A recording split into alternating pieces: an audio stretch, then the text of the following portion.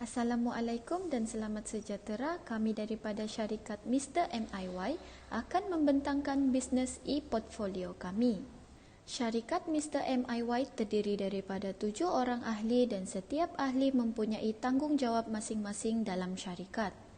Terlebih dahulu, saya akan memperkenalkan pengurus syarikat kami ialah Pauzi bin Perdum, pengurus kewangan ialah Nur Razliana Ashikin binti Yahya, pengurus khidmat pelanggan ialah Azmar bin Hamid, pereka ialah Nur Hanisa binti Samsudin, pengurus pembungkusan dan penghantaran ialah Nick Jonel Debuli dan Hozin Rao, manakala saya sendiri, Fitriani binti Roslan, ialah pengurus pemasaran. Jenis praktikum yang ditawarkan oleh syarikat Mr. MIY ialah menjual produk minuman, manakala jenis industri yang dipilih ialah industri minuman. Seterusnya ialah jenis produk dan perkhidmatan. Jenis produk yang dihasilkan oleh syarikat Mr. MIY ialah milkshake, manakala jenis perkhidmatan yang ditawarkan ialah perkhidmatan mengambil pesanan dan penghantaran, iaitu cash on delivery. Bukan itu sahaja, syarikat Mr. MIY turut membuka gerai dan menjual secara fizikal. Dalam mengenal pasti idea perniagaan terdapat dua perkara. Yang pertama ialah perkhidmatan pelanggan. Syarikat kami Mr. MIY telah menyediakan dua jenis perkhidmatan kepada pelanggan. Yang pertama ialah pengambilan sendiri, self pick up dan juga pengantaran terus cash on delivery. Yang kedua pula ialah carta organisasi. Pengurus syarikat berfungsi dalam mewujudkan dan melaksanakan misi dan hala tuju syarikat. Pengurus kewangan pula adalah untuk menguruskan aliran tunai dalam organisasi, manakala pemasaran pula untuk menambahkan jumlah jualan dan menentukan kecekapan jualan. Dan yang terakhir ialah pengurusan yang mana melibatkan proses merancang, mereka membungkus, menghantar jualan serta mengawal keperluan sumber. Assalamualaikum dan selamat petang. Nama saya Azmar bin Hamid. Saya akan membentangkan bahagian promosi jualan kami, yang mana promosi jualan kami terbahagi kepada dua, iaitu promosi jualan secara fizikal dan promosi jualan secara atas talian. Yang mana promosi jualan secara fizikal kami membuat di foyer FKJ, foyer PPIB dan di OD KMS. Manakala promosi jualan secara atas talian kami buat melalui poster dan sebarkan ke media sosial kami, terutama di IG, dan kami menggunakan feedback daripada pelanggan untuk menarik minat pembeli lagi. Terusnya ini adalah poster jualan, akun Instagram dan gambar-gambar pelanggan kami. Capaian yang kami dapat, hasil jualan melebihi modal, yaitu sebanyak RM707.65, dan kami dapat menghabiskan barang jualan dalam masa sehari sahaja. Dan yang lebih memberangsangkan lagi dan membahagiakan kami adalah menerima maklum balas yang sangat memuaskan daripada pelanggan. Terdapat juga pelanggan yang membeli sebanyak 5 kali. Untuk jualan dan keuntungan, kumpulan Mr. MIY telah membuat sebanyak 5 kali penjualan. Pada 17 Disember 2022 adalah hari pertama kami berjual dan bercadang untuk membuat penjualan secara atas talian dan menggunakan kaedah cash on delivery di kawasan sekitar UMS saja. Untuk jumlah jualan pada hari tersebut adalah sebanyak RM134. Jumlah perbelanjaan untuk membeli segala bahan-bahan untuk membuat milkshake adalah sebanyak RM84.45 dan untung bersih adalah sebanyak RM49.55.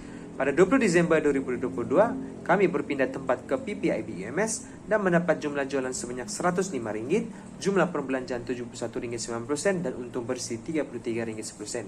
Pada hari seterusnya, kami telah menjual di FKJ UMS selama 2 hari, yaitu pada 21 dan 22 Disember 2022.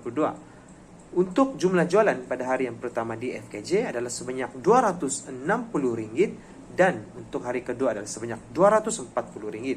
Jumlah perbelanjaan untuk kedua-dua hari itu adalah sebanyak RM44.40 dan RM72.10. Untung bersih ada pada 21 Disember adalah sebanyak RM215.60 dan pada hari kedua adalah sebanyak RM167.90. Pada hari terakhir, yaitu pada 7 Januari 2023, kami berpindah tempat ke Odek UMS dan pada hari tersebut kami mendapat jumlah jualan sebanyak RM260 juga dan jumlah perbelanjaan adalah sedikit kerana terdapat lebihan baki daripada hari-hari yang sebelumnya. Tetapi pada hari tersebut kami juga telah mengeluarkan bajet sebanyak RM18.50 untuk membeli segala bahan-bahan kelengkapan dalam pembuatan milkshake. Untung bersih pada hari tersebut adalah sebanyak RM241.50. Secara kesimpulannya, jumlah jualan untuk kumpulan Mr. MIY adalah sebanyak RM999. Jumlah perbelanjaan untuk membeli segala bahan-bahan adalah sebanyak RM291.35 dan untung bersih untuk kumpulan kami adalah sebanyak RM707.65. Assalamualaikum, nama saya Nuruzliana Ashkin binti Yahya. Saya akan menerangkan mengenai jenis masalah yang kami hadapi semasa melakukan perniagaan kami. Pertama sekali ialah produk tidak tahan lama. Ini kerana dalam produk kami menggunakan bahan-bahan seperti susu dan ais batu. Bahan-bahan yang kami gunakan adalah produk yang tidak tahan lama kerana bahan tersebut mudah basi dan mudah cair. Perniagaan yang kami lakukan seterusnya ialah persaingan perniagaan.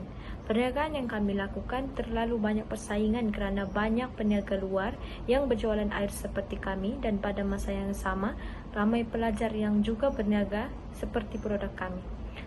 Yang ketiga ialah jadual yang padat, tugasan dan kelas. Sebagai pelajar, setiap ahli kumpulan kami ada kengkangan masa untuk belajar, kelas, menyelesaikan tugasan yang diberi. Oleh itu, kami kekurangan masa untuk berniaga produk kami. Yang keempat ialah masalah penghantaran. Kami hanya membuka tempahan untuk pelajar UMS kerana kemudahan yang ada untuk melakukan penghantaran hanyalah bas yang tersedia dalam UMS dan juga motor dari ahli kumpulan kami sendiri.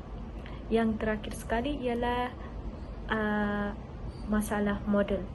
Ini kerana untuk melakukan perniagaan, kami mengeluarkan modal sendiri dari setiap yang kami perolehi dari setiap ahli kumpulan kami. Selain itu, kos pembelian barangan model yang agak mahal dan harga diskaun tidak diberikan untuk bahan yang kami gunakan bagi menghasilkan produk kami. Seterusnya ialah penyelesaian masalah untuk jenis masalah tersebut ialah penghantaran dilakukan dengan segera setelah produk siap dibuat. Ini untuk mengelakkan produk kami iaitu milkshake daripada ais di dalamnya cair dan seterusnya kehilangan rasa. Kedua ialah membuat resepi yang tersendiri untuk mencipta rasa yang berbeza. Dengan ini, setiap pembeli yang membeli milkshake kami akan merasa kelainan berbanding dengan milkshake yang dijual di luar. Ketiga, membuat jualan dan penghantaran ketika hujung minggu dan masa yang terluang. Dengan ini, kami dapat menjalankan perniagaan milkshake ini secara lancar dan tidak tergesa-gesa dengan kuliah. Keempat, hanya menerima tempahan di dalam UMS sahaja untuk memudahkan penghantaran. Jika kami membuat demikian, ini akan menyusahkan kami untuk menghantar milkshake tersebut kerana ahli kumpulan yang tidak mempunyai sebarang kenderaan. Dan terakhir ialah berkongsi modal sesama ahli kumpulan secara sama rata. Ini akan dapat mengelakkan sifat ketidakadilan bersama ahli kumpulan jika hanya seorang sahaja yang mengeluarkan modal sendiri. Seterusnya, saya akan membentangkan tentang penambahbaikan yang boleh dilakukan oleh syarikat kami. Yang pertama, syarikat kami boleh mempelbagaikan variasi perisa. Antara contoh perisa yang boleh ditingkatkan ialah perisa kopi, perisa mint dan juga perisa green tea. Kita juga boleh memberi sampel percuma bagi mendapatkan maklum balas pelanggan terlebih dahulu mengenai perisa-perisa yang berkaitan dan juga mengambil tindakan bahawa sama ada ingin meneruskan ataupun tidak untuk menjual perisa tersebut.